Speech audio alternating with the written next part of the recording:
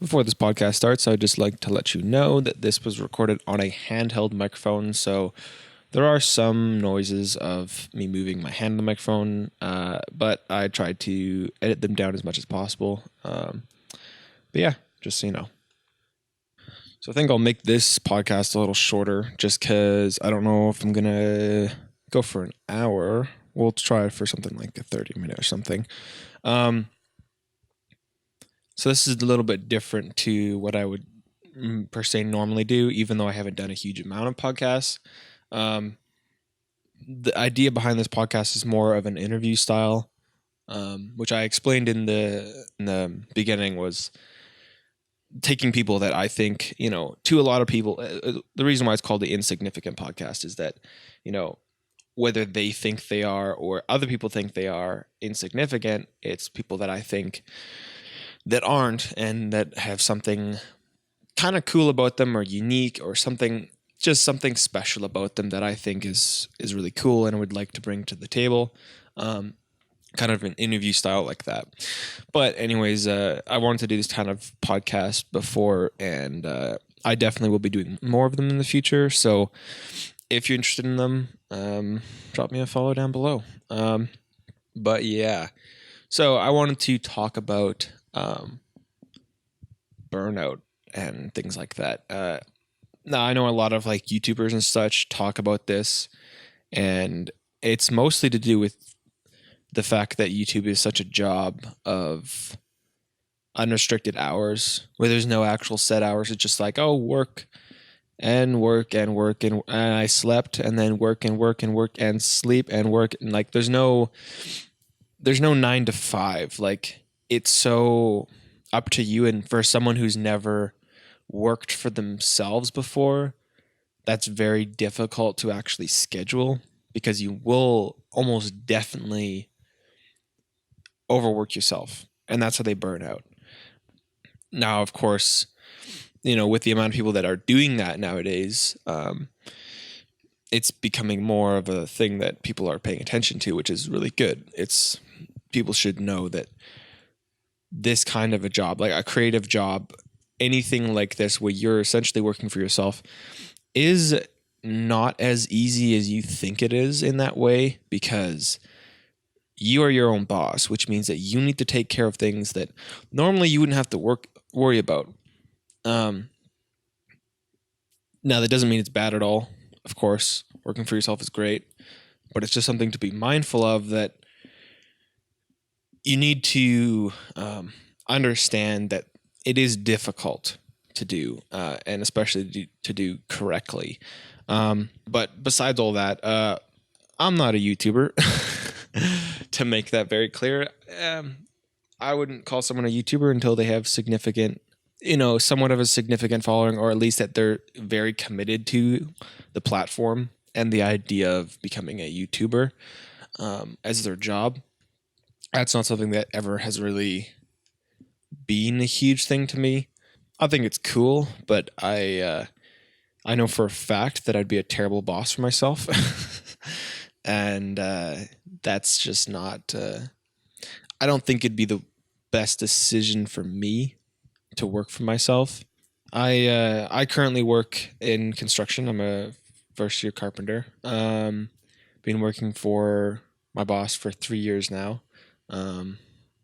Still love it.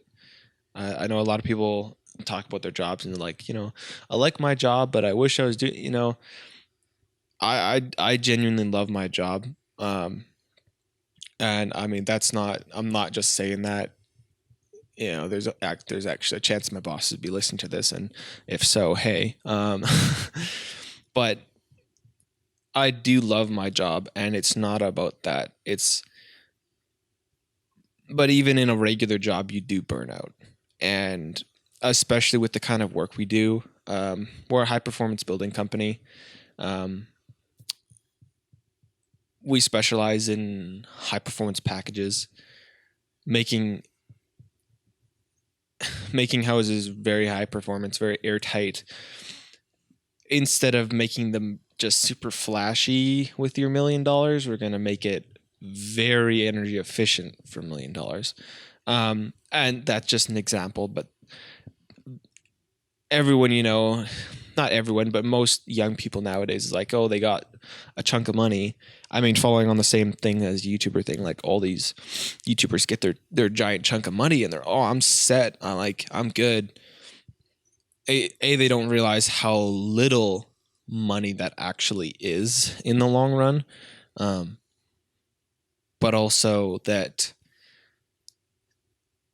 they just want the bling of it because it's like, ha, look at me. I made it. I made it here when I started down there. And there's nothing wrong with being proud of where you came from and making that distinction of like, hey, I was there and now I'm here. There's nothing wrong with that. Where it's wrong is when you have to take that and you have to flaunt it in other people's faces who haven't made it like that. And that's the thing that's really annoying about a lot of YouTubers is just that they're just like, oh, I made my million. And I mean, not everyone makes millions, but I'm saying like hundreds of thousands, stuff that people would normally never make in a year. Like, just going like off of what the actual poverty line is, like how much they make a year, and then bump that up like 10 or 20,000 a year. Okay, that's like semi-average of what people actually earn a year.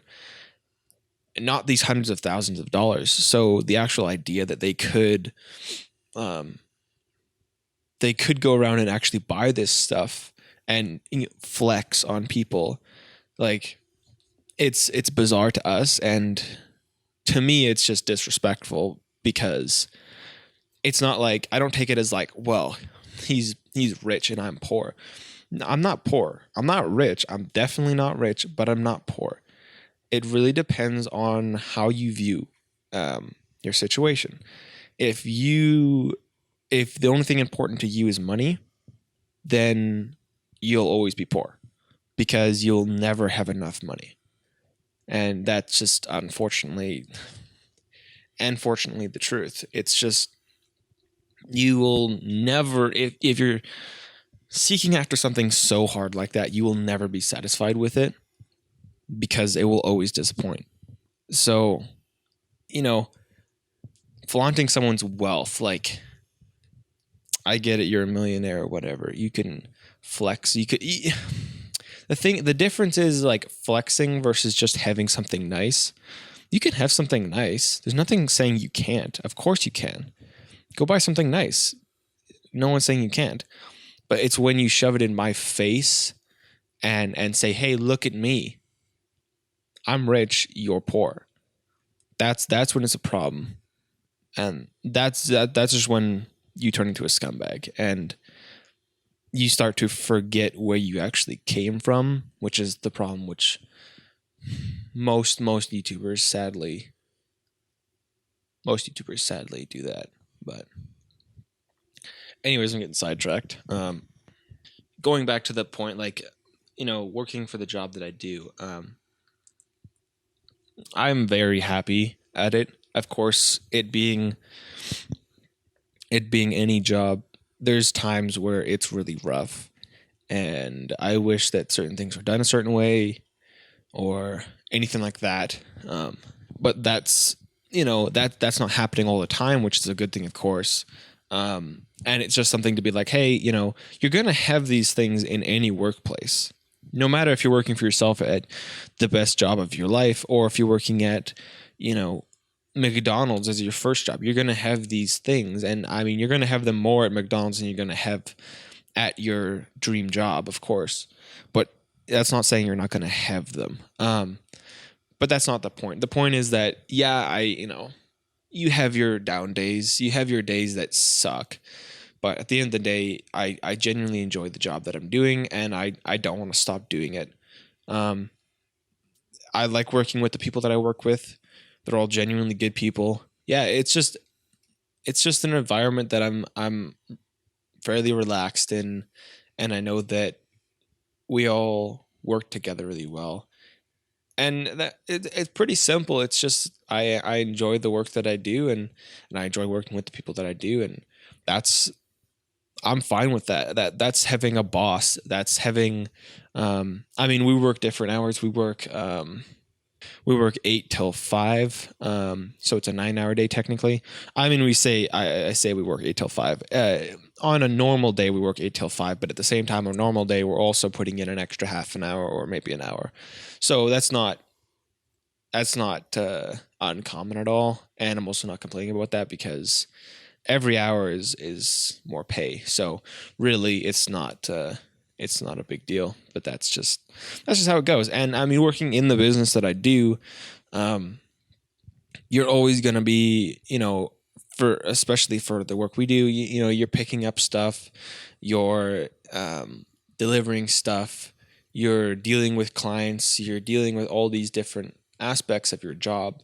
So it's you can lock yourself down to a time frame if you want, but that's also not allowing you to do everything you fully could.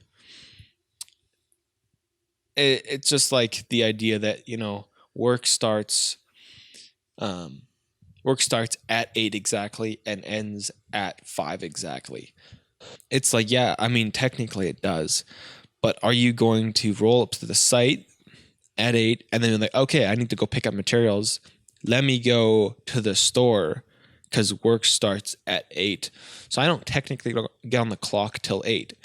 Well, no, you want to be ready for the day, so you're going to go to the store and pick up your material at 7:30. Technically, it's not on the clock. Yeah, you get paid for it, but technically, it's not on that time. Doing that extra bit of time is not a bad thing. And I feel like a lot of people just had this attitude of like, well, I'm not on the clock, so why would I do that? It's not, at this point, it's not about your hours, it's more about what you're doing in your job. And a lot of people have this attitude just like, well, I have to work these 9 hours or 8 hours or whatever. It's like, okay, do you have to? You have this job. Yeah, you have to work these hours because it's your job. You signed up for this. I can't make you happy to work, but you have to realize that you signed up for this. It just like, work is not this burden that you think it is. It's such a good thing. If you had nothing to do with your days and you just sat at home all day, I mean, yeah, you could go play video games and everything like that. I'm essentially just describing like what a YouTuber's life is. But like, if you had nothing to do, that instantly opens up the opportunity for a ton of things to happen that normally you wouldn't even think of. And those are not good things. Like, when you're not doing anything and you feel like you're lazy and you feel like there's just nothing to do, you're more prone to being down on yourself and having a lower self-image because you're not working yourself out. And some people, that might sound weird, but like, work is such a healthy thing. It's such a thing that's needed. Like, that's why some of the, one of the simplest fixes to, if you're feeling down, is to go to the gym. It's not that's like the act of me lifting this weight is going to fix my depression. No, it's not going to fix your depression.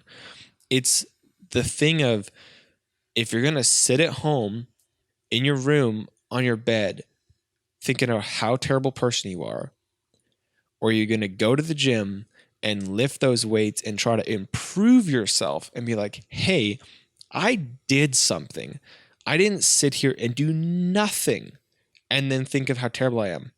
You actually went out and did something as simple as like, hey, I went and lifted this 10-pound weight for half an hour.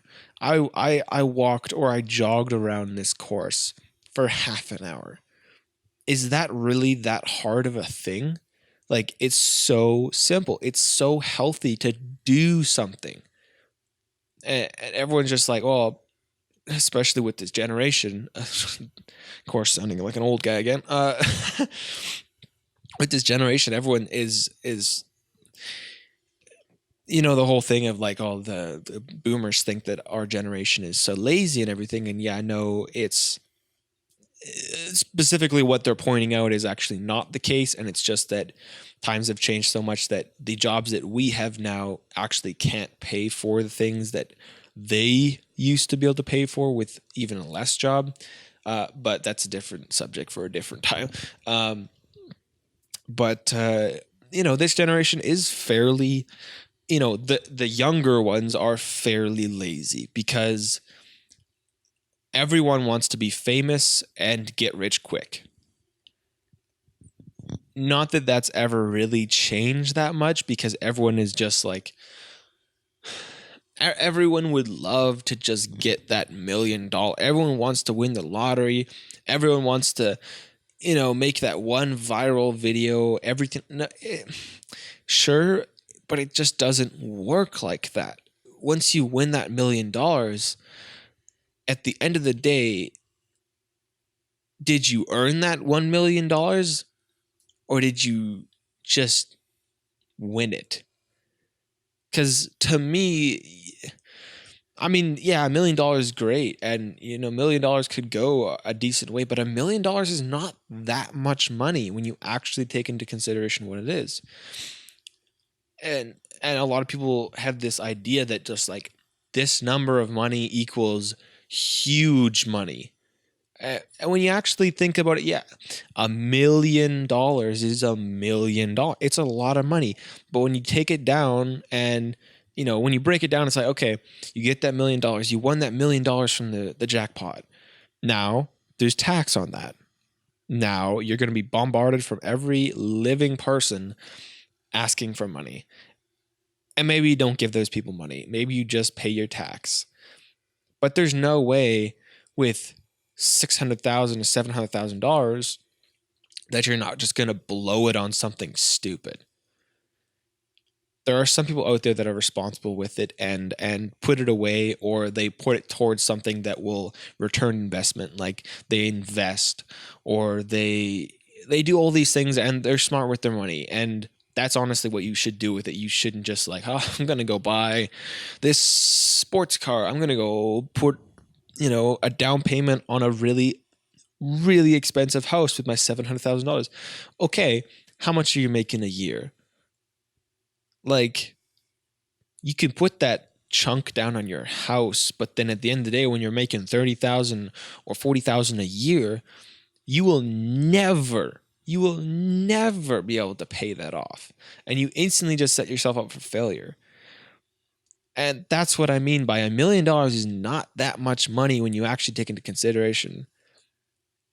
If you're earning $40,000 a year, to you, $1 million sounds like a huge amount. But when you set yourself up with that $1 million and then have to go back to your previous earning wage, it's going to be really, really rough. I'm just saying that. Like, and I mean, you don't need me to tell you that. And it's a bit of a rambly subject, but it leads to, so many things. But going back to what I originally was saying, this generation just wants to get rich quick and doesn't want to work hard and many hours and put in the time to actually do something that they're proud of. And that's, I understand wanting to be laid back, but if you've never had the satisfaction of working a really hard day's work and coming home and showering and then eating a meal and being like, you know what? I actually did work today. I actually did something with my day. I worked. I influenced people, or I influenced things. I worked hard today. That is the most gratifying feeling you'll ever have. And that doesn't have to be you physically were working on a construction site. That can be your job at the bank, your job at McDonald's, your job anywhere. It's not the fact that you did physical work. It's the fact that you worked. You did something. You didn't sit around and do nothing. And I understand not everyone has the chance to actually really do that necessarily. But at the same time, it's such a good feeling. And if if you can put in an honest day's work instead of sitting around waiting to be famous and rich, you might just change your mind. You might. Not guaranteed, but you know. Oh, this podcast is going to be a trip to edit. There's a lot of coughing and all kinds of good stuff. Again, this is a little bit different for me because I'm talking to no one. I'm just talking to a microphone, and I'm terrible with keeping my thoughts together. They're constantly going everywhere. So I can get pretty rambly really quick. And I mean, going from the very start of this podcast to now where we progressed a far way, but it wasn't on the same track. And I'm going to leave some points behind because I don't remember exactly what I said. It is something that's very important. But the original, point of this was to talk about burnout. And, like I said, it's just the fact that you don't set boundaries for yourself and you don't understand. Maybe you do understand, but you don't physically set boundaries of like, hey, when I'm doing this thing and I'm working hard and I'm putting in stupid hours, after stupid hours, you step back. It doesn't matter what job you're doing. It doesn't matter if your job is to email people and the point isn't what you're doing. The point is that you're working. I see this point a lot where it's like, oh, I'm gonna call my friend right here, and if she's listening to this, I'm calling you out right now. I do this job that isn't a physical job, and it just is mentally taxing. And then she compares herself to me and saying that I do a physical job and I'm more exhausted because I come home tired after doing a physical job. She can take lots of calls in the day dealing with customer service, and she's really tired because it's all essentially mental work, and she's dealing with people and everything like that. Versus me, I'm, building a house. It's different physical work, and you're tired from that. And I am tired from that. But the point isn't that it's physical work and I do more of it. The point is that both of us are doing work and both of us are tired, which means that both of us need rest. It's not a competition of who did more work and if it's more serious mentally or physically. That's not the point at all. The point is that both of us did work and both of us need breaks. You need a break after you do work. Some people have the gift that they can just work and work and work and work and work. But most of us don't. And most of us really, really, really, really need time off and a break after we work hard.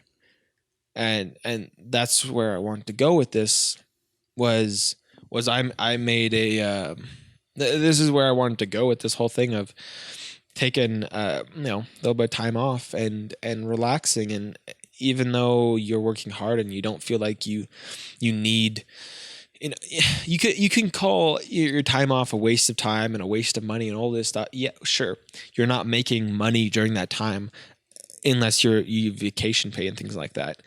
You can say that, sure, whatever, call it what you want.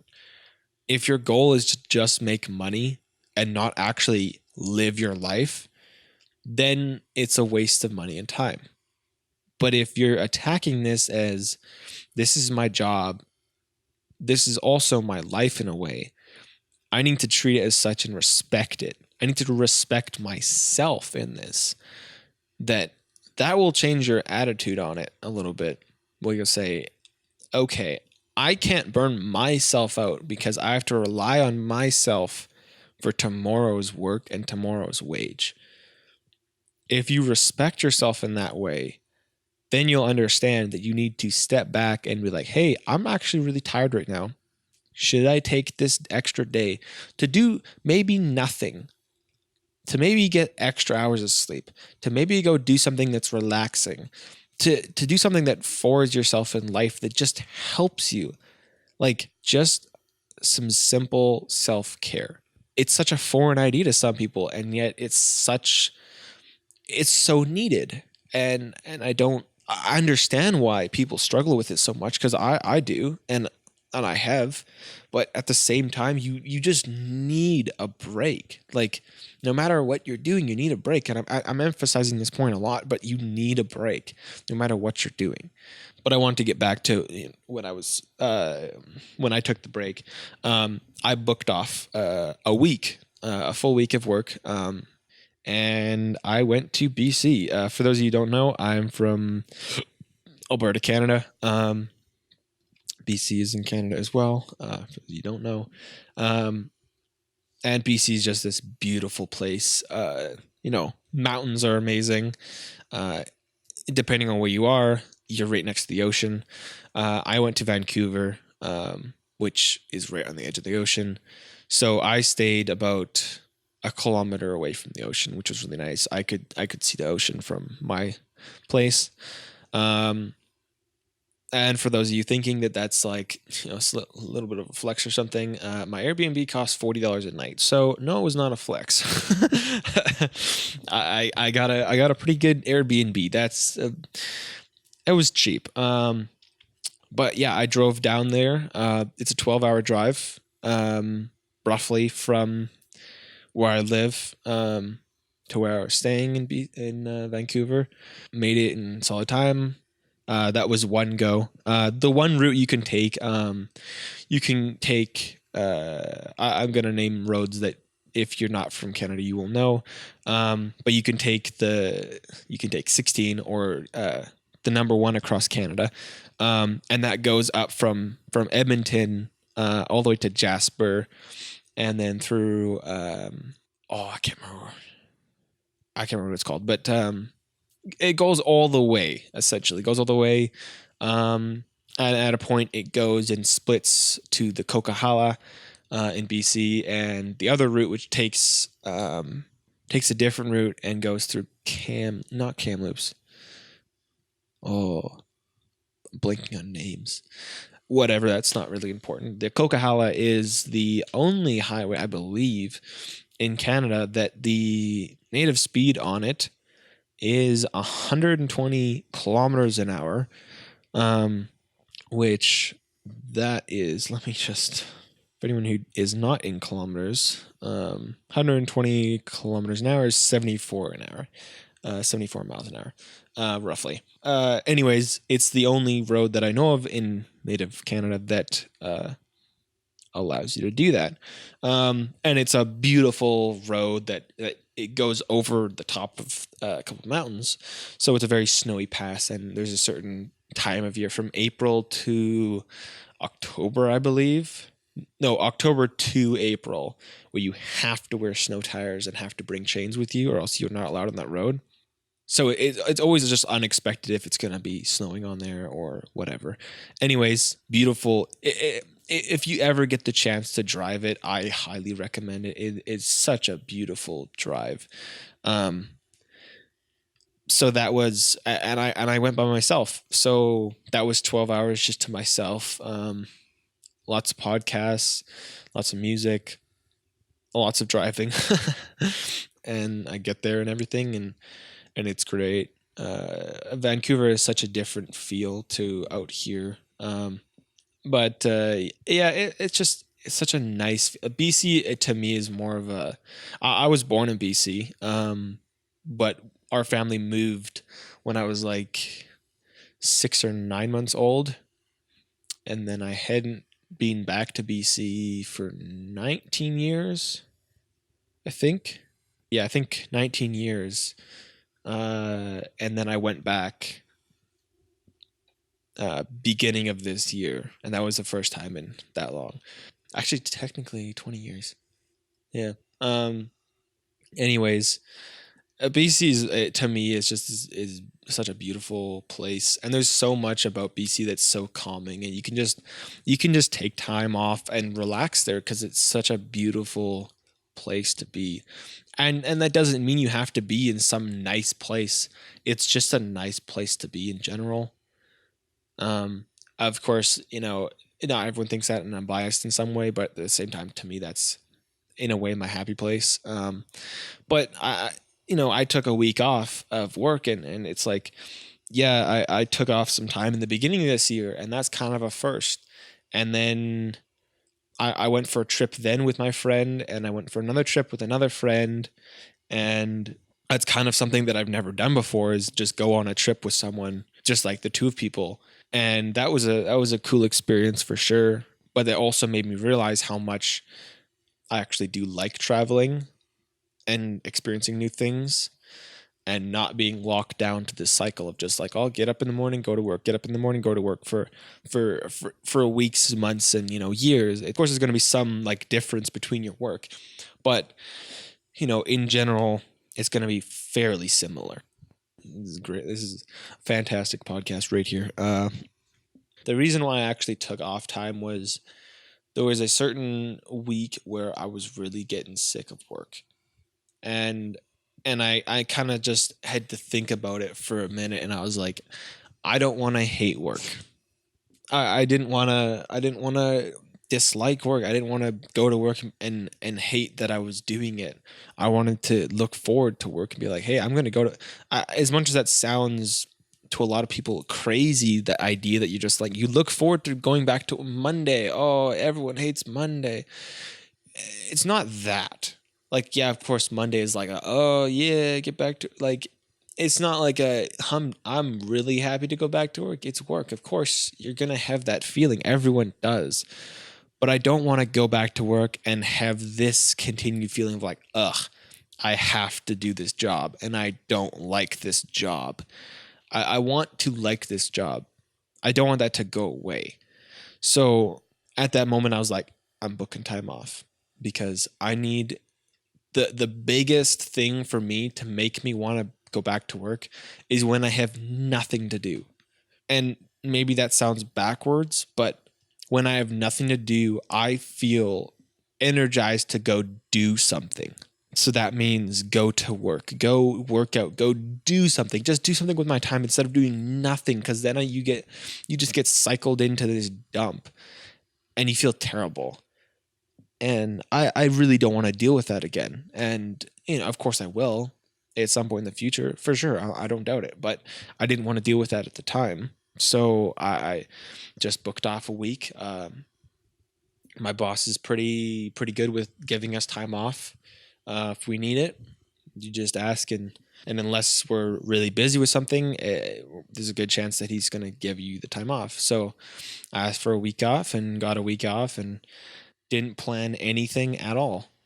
I booked my Airbnb and left Sunday morning at 5:30 in the morning and drove to Vancouver. Got there around 6, 5 or 6. No, I think 5, maybe 5:45, 6ish. There's a time change in there. That's why it sounds weird. It's not 10 hours. I did make it in like 11 and a half or something ish. I don't remember exactly what the time was. I got there, and I got to my Airbnb, and I had nothing planned. Absolutely nothing planned.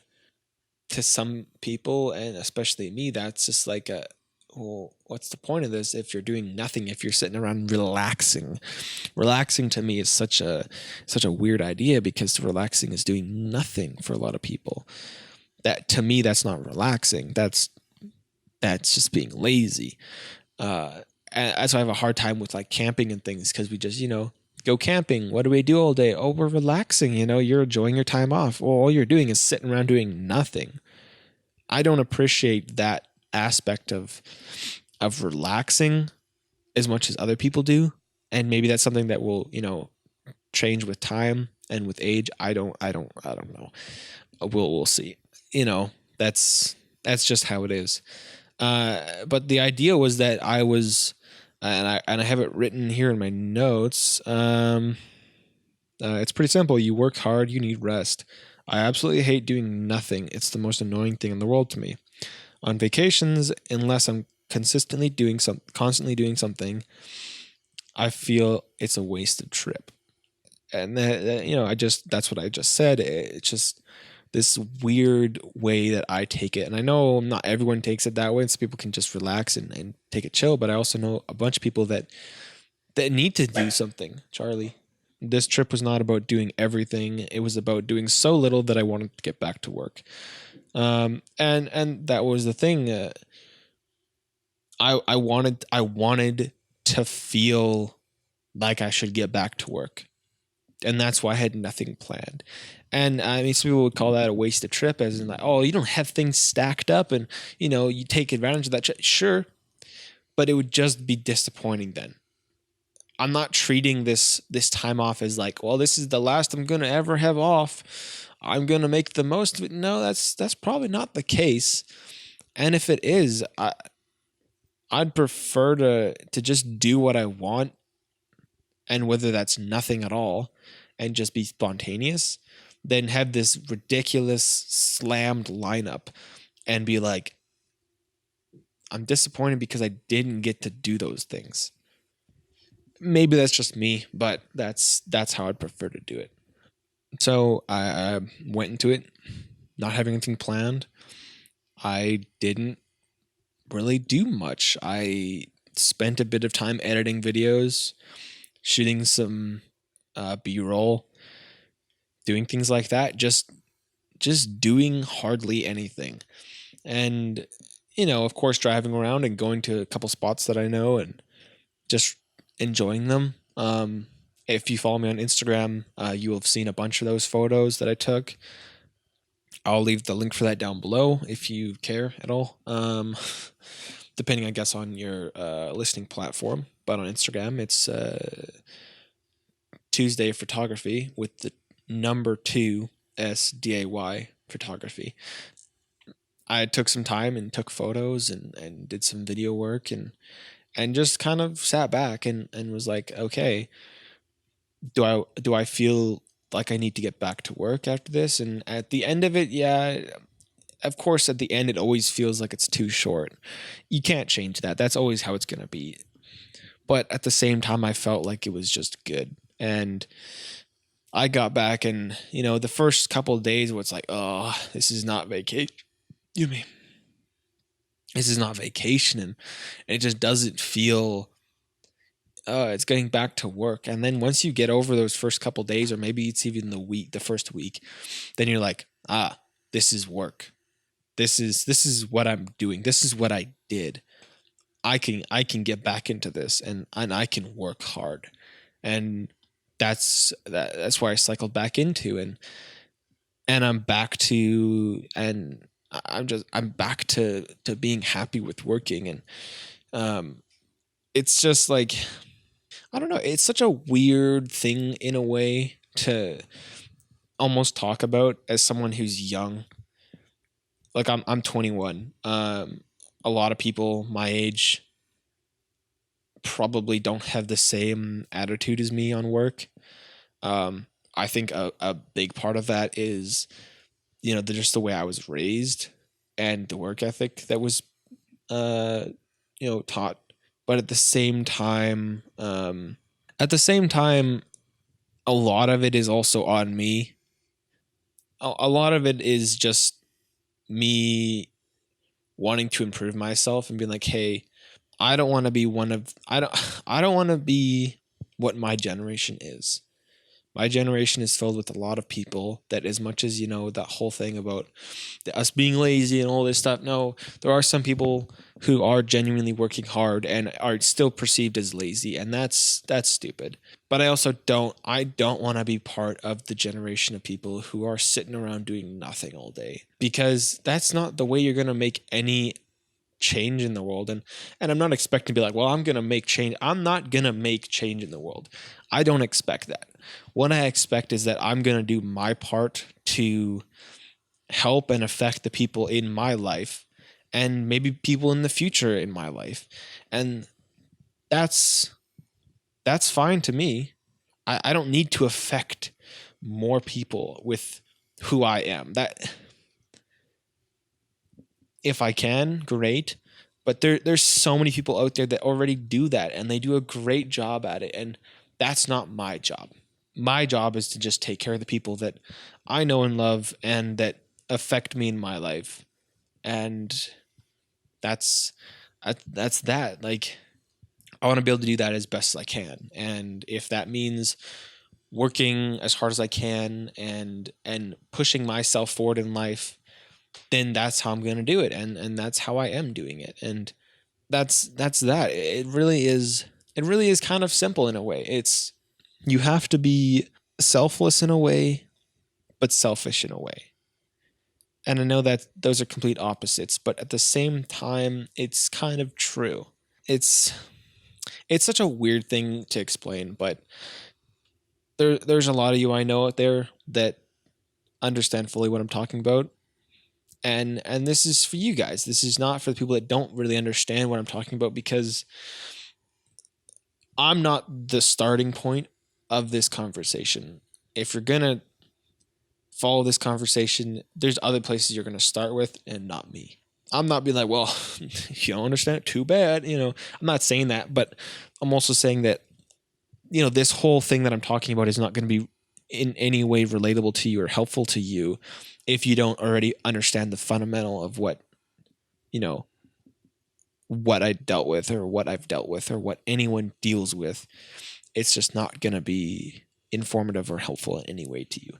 And I don't expect it to, but if it is, then great. And thanks for listening to this ramble, which I don't know how long it's going to be when it's cut down. As of recording this, it is 51 minutes long. It's a lot longer than I thought it would go, but there's going to be a good chunk of cutting down because dog decided to bark at one point, and it's a very different style of podcast for me. It's just a more sit down and talk to you guys, the few to no one listening to this. But if you're listening to this, then I really do thank you. I don't fully understand why, but I also really, really, really appreciate you guys. And if you're just discovering it, or if you've known about the stuff that I do for a while, thank you. And I really do appreciate it. With that being said, I'm going to go do something with my Saturday, and I hope you guys do too. Talk to you guys next time.